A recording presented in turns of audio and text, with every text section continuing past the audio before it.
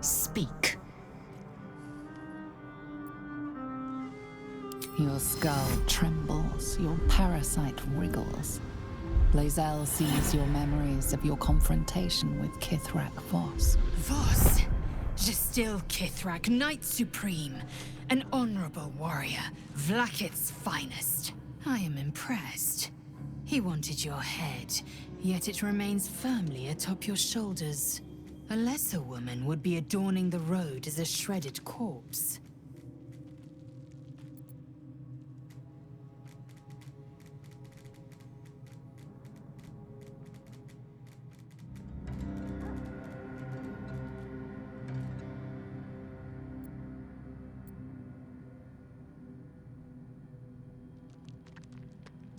Lead then. Take us to our cure.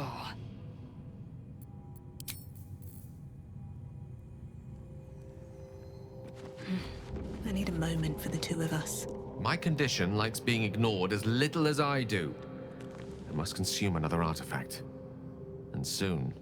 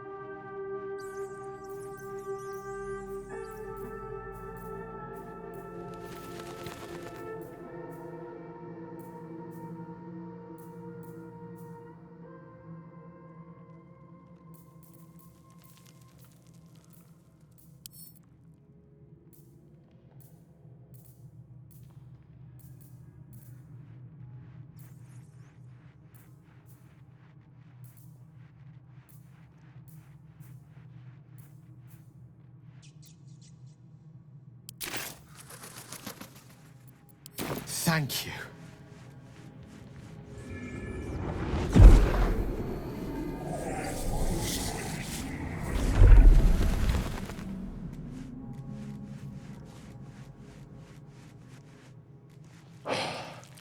Good gods.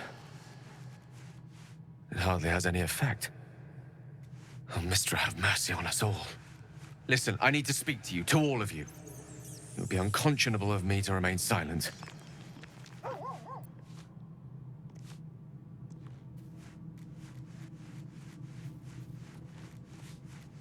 I might just be about to remedy that. You have to know who I was. You have to know who I really am.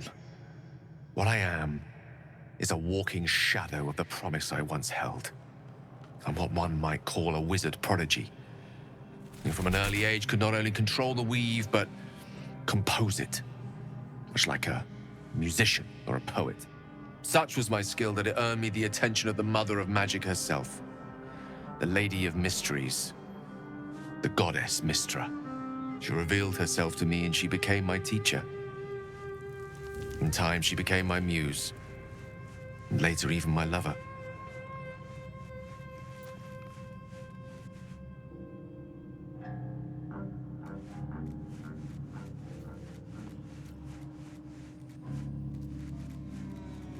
Oh yes, we enjoyed each other's company. Body, mind, and soul. But even so, I desired more. You see, no matter how powerful a wizard we mortals can become, we never scratch more than the surface of the weave. Mystra keeps us in check. There are boundaries she doesn't let us cross, yet every time I was with her, I stood on the precipice, gazing into the wonders that lay beyond. I sought to cross her boundaries.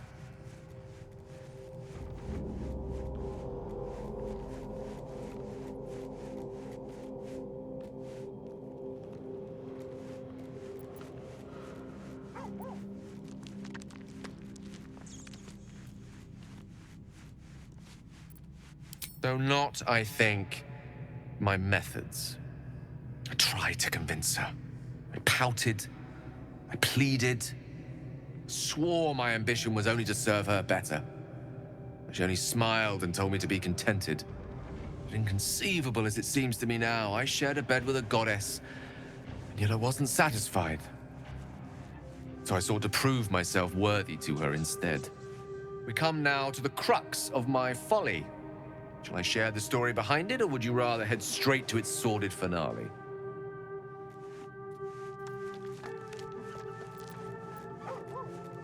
Very well. Here goes. Once upon a very long time ago, a mighty lord lived in a tower. A flying tower, to be precise. I'll save his history for another time, but the gist of it is that he sought to usurp the goddess of magic so that he could become a god himself. He almost managed, but not quite. And his entire empire, Netheril, came crashing down around him as he turned to stone. The magic that was unleashed that day was phenomenal. Roiling like the prime chaos that outdates creation. Even the weave itself could not withstand the onslaught.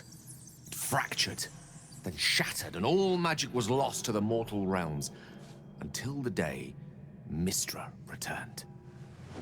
She restored the weave, reuniting all its scattered shards. Or so I thought. Until, in the course of my studies, I learned of a book.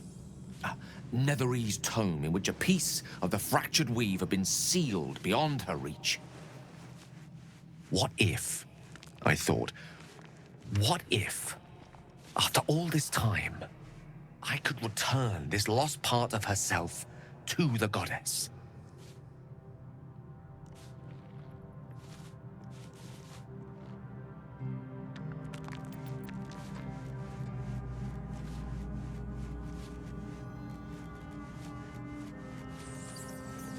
The answer was to try. The outcome was to fail. I was certain that this deed of raw power, draped in romance, would convince Mystra to take me by the hand and welcome me into her hitherto forbidden domains. I was mistaken. I obtained the fabled book and took it into my study. As for what happened next... Here. Place your hand over my heart. Let me show you.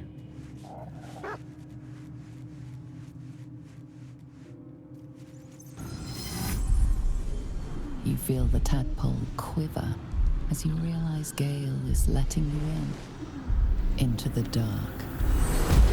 You see through Gale's eyes, staring down the corridors of a dread memory. The book, bound, and suddenly opened. Inside there are no pages. Only a swirling mass of blackest weave that pounces. Its teeth, its claws, it's unstoppable as it digs through and becomes part of you. And gods, is it ever hungry.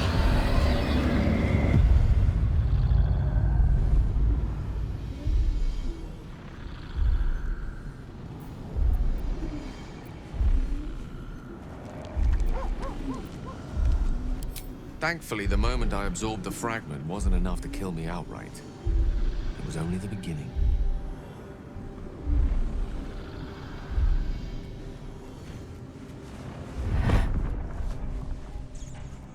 This Netherese blight, this orb, for lack of a better word, is balled up inside my chest. And it needs to be fed. As long as I absorb traces of the weave from potent enough sources, it remains quiet. Were it ever to fully destabilize, however.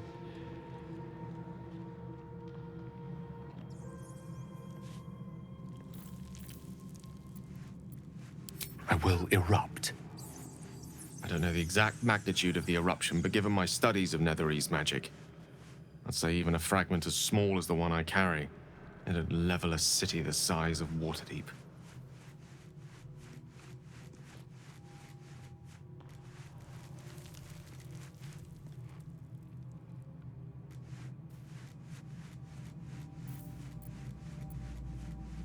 We might chance upon a king's collection of magical artifacts around the corner.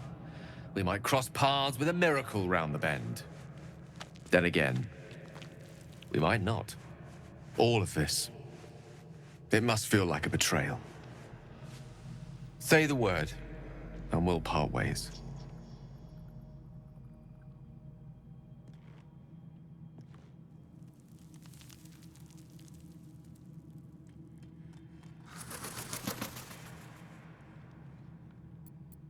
Once I'd step out of the protective aura of the artifact, it wouldn't be long before the Absolute overtakes me. I'd never let that happen, so I'd aim for a swift end. I would consume some midnight tears and venture as deep into the Underdark as I possibly could, till they cloud my eyes forever. With a bit of luck, I'd manage to make it to a Mind Flare colony, so that when the orb erupts, one loud, last song of vengeance would reverberate through the dark. Wouldn't be a heroic end, but coarsely poetic enough in its justice.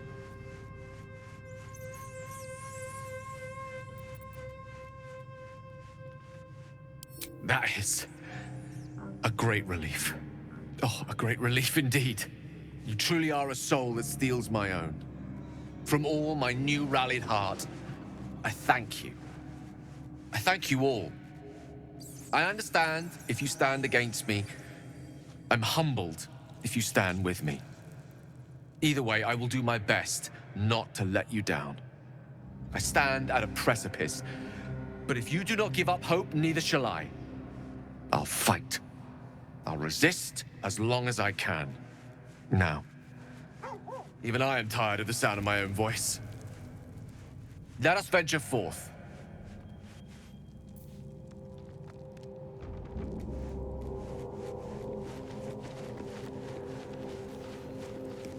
If the Gith are looking for that artifact, then we may have something valuable on our hands. And it's a powerful weapon to boot. Things are starting to look very interesting.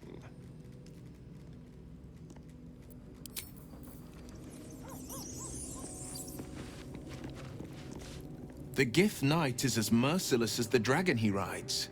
That we still have our heads is nothing short of a miracle. Not so enchanting as you'd think. The Portiers, the Caldwells, they were the blue bloods hosting the fancy balls and drinking from gold goblets. Father's the son of a blacksmith, born with barely a coin in the coffers. He made a name for himself among the Flaming Fist, brave as Balduran, stubborn as a deep Rothay, daring, outspoken, but hardly posh. I spent more time dueling with Father than I did rubbing elbows with lords. Not to say I didn't develop a taste for good wine and the talent for courtly dance.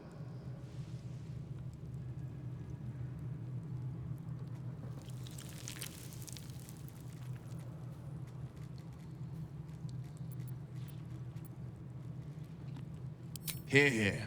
Though, truth be told, I'd sooner down a week-old hooch at a ramshackle inn. Better company, and a better buzz.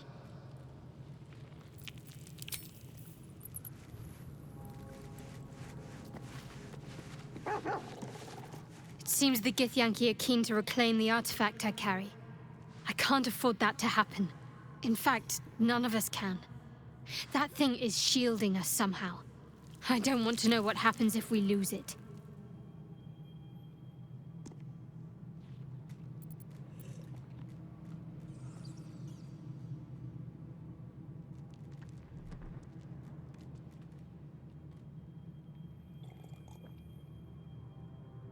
Agreed.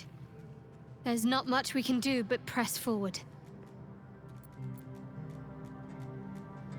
Fine. What's on your mind? Does it even need to be asked? We're beyond me merely liking you. I think I'm a different person, owing to you.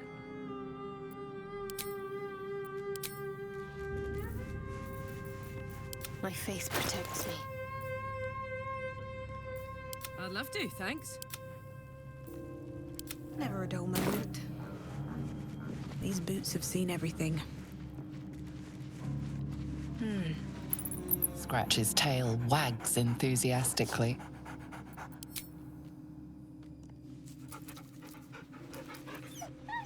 Scratch's tongue lolls out happily, his tail wagging even faster.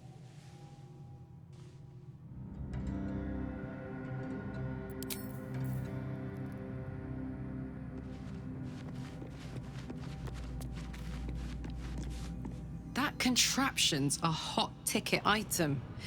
Might not be our last scrap for its sake.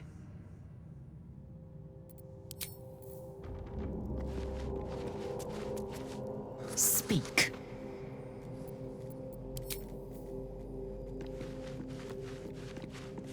You wish to speak?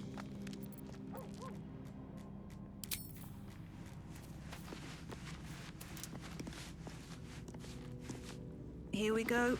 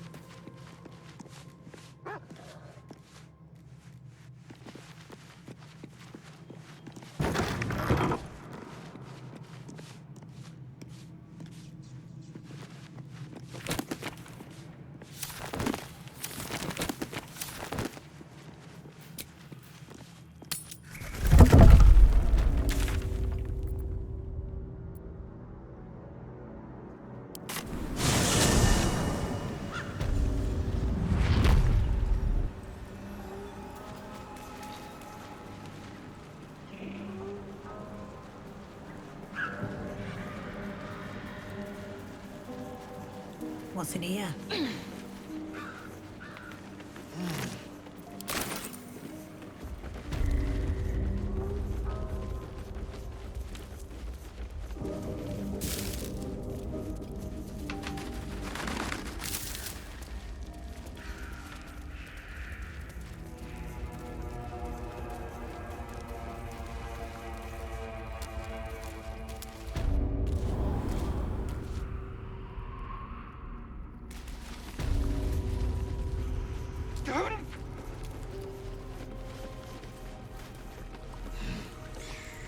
Stop!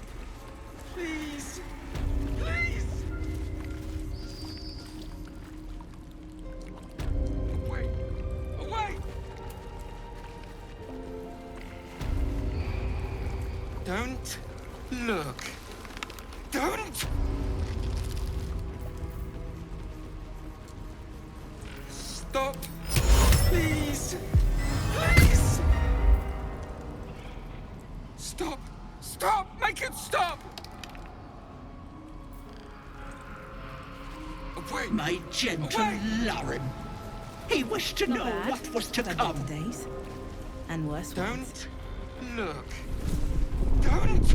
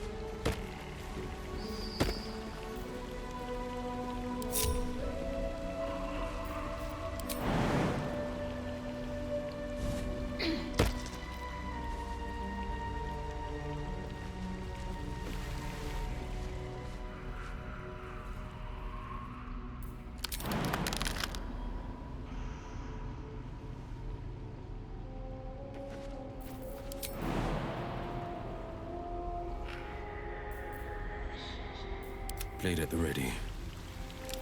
Let's get on with it. Hey ho. There is work to do. Defender of the people. Looking ahead.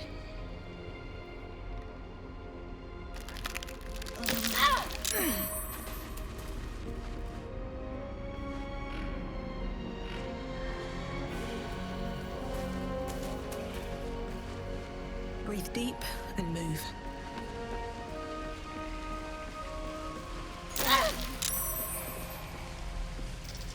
Defender of the people.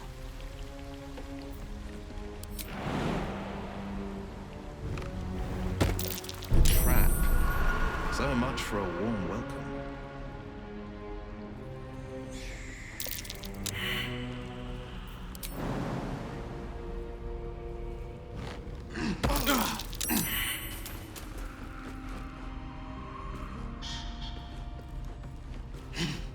Watch yourself. I spy a trap. 2 steps at a time.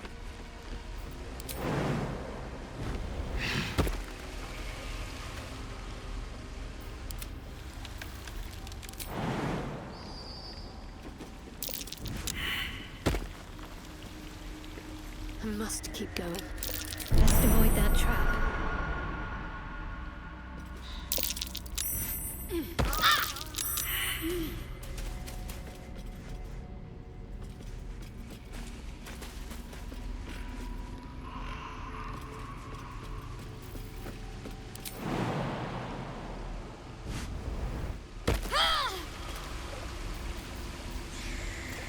Come on, let's go.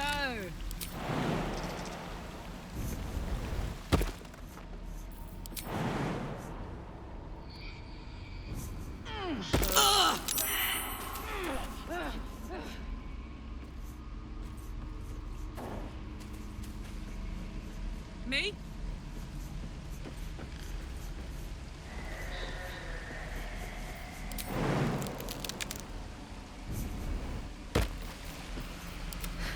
I've got a long road ahead.